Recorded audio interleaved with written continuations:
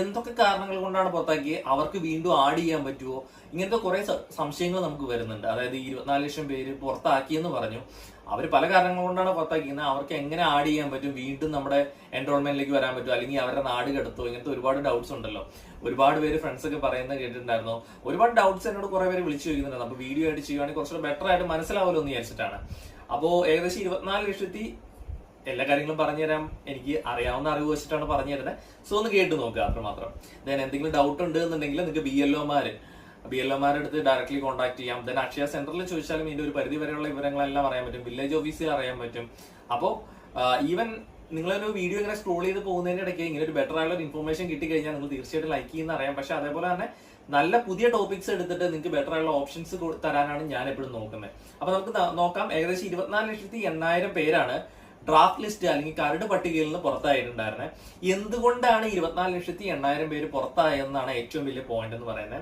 ഒന്നെന്ന് പറയുന്നത് ഡെഡ് ആയിട്ടുള്ളവർ, അതായത് നമ്മൾ മരിച്ചിട്ടുള്ളവരെ ഇതിനകത്ത് ഓൾറെഡി ഒഴിവാക്കിയിട്ടുണ്ട്. അങ്ങനെ ഒഴിവാക്കിയിരിക്കുന്ന 6,49,000 പേരെയാണ് മരിച്ചു എന്നുള്ള കാരണത്താൽ ഇതിനകത്ത് ഒഴിവാക്കിയിട്ടുള്ളത്. ദെൻ അതിനുശേഷം ഷിഫ്റ്റ് ചെയ്ത് പോയിട്ടുള്ള കുറെ പേരുണ്ട്. അതായത് സ്ഥിരതാമസ സ്ഥലത്ത് നിന്ന് മാറിയവര്, അത് 8,16,000 പേരാണ്. അപ്പോ ആ ഒരു ചേഞ്ച് ചെയ്തവരെ കണ്ടുപിടിക്കാൻ പറ്റാത്തതിന്റെ ബേസ് ചെയ്തിട്ടാണ് ഇത് ഇരിക്കുന്നത്. അതായത് സ്ഥിരതാമസമാക്കിയ സ്ഥലത്ത് നിന്ന് മാറിയവരാണ് അവര്. അപ്പൊ ആ ഒരു ചേഞ്ച് ആണ് വന്നിരിക്കുന്നത്. പിന്നെ വന്നിരിക്കുന്ന പറയുന്നത് ട്രേസ് ചെയ്യാൻ കണ്ടുപിടിക്കാൻ സാധിക്കാത്തവർ, അത് 6,45,000 ആണ്. അപ്പോൾ സ്വിച്ച് ഓവർ ചെയ്ത് വേറെ ലൊക്കേഷനിലേക്ക് മാറിയവരായിരിക്കാം. അതേപോലെ ഡ്യൂപ്ലിക്കേഷൻ ഏകദേശം 1,36,000 പേരും, അതേപോലെ മറ്റു ചില കണ്ടെത്തൽ പ്രശ്നങ്ങൾ 1,60,000 പേരും ആണ് വരുന്നത്. ഈ 1,60,000 പേരിൽ നമുക്ക് ആ ഒരു സമയത്ത് കണ്ട കിട്ടിയ ഇൻഫർമേഷൻ എന്ന് പറയുന്നത് കുറെ പേര് ഫോം അക്സെപ്റ്റ് ചെയ്യാൻ റെഡി ആയിരുന്നില്ല, അങ്ങനെ കുറെ കാര്യങ്ങളാണെന്ന് പറയുന്നത്. അപ്പോ നിങ്ങൾ ചോദിക്കുന്ന ആദ്യത്തെ ചോദ്യം, ഈ 24 ലക്ഷം പേര് പുറത്തായോ, അവർക്ക് ഇനി അപ്ലൈ ചെയ്യാൻ പറ്റില്ല അല്ലെങ്കിൽ വോട്ടർ ഐ ഡിയിലേക്ക് വരത്തില്ലേ, എന്താണ് നെക്സ്റ്റ് പ്രൊസീജിയർ? തീർച്ചയായിട്ടും 24,80,000 പേരെ പുറത്താക്കുന്നില്ല. ആക്ച്വലി അവർക്ക് റീ അപ്ലൈ ചെയ്യാനുള്ള ഓപ്ഷൻ ഉണ്ട്. ഇതിന്റെ ഡീറ്റെയിൽ വീഡിയോയുടെ അവസാനം, ഫസ്റ്റ് നമുക്ക് കാരണങ്ങൾ, എന്തൊക്കെ കാരണങ്ങളാണ് പുറത്താക്കിയിരിക്കുന്ന കാര്യങ്ങളെ കുറിച്ച് പറയാം. അപ്പൊ ഇവർക്ക് എങ്ങനെ റീ അപ്ലൈ ചെയ്യാമെന്നും ഞാൻ വീഡിയോയിൽ മെൻഷൻ ചെയ്യുന്നുണ്ടാവും. എങ്ങനെ ഇവർക്ക് വീണ്ടും ഇതിനകത്തേക്ക് തന്നെ ആഡ് ആവാനുള്ള ഓപ്ഷൻസ് കാര്യങ്ങളെല്ലാം തന്നെ പറയുന്നുണ്ടാവും.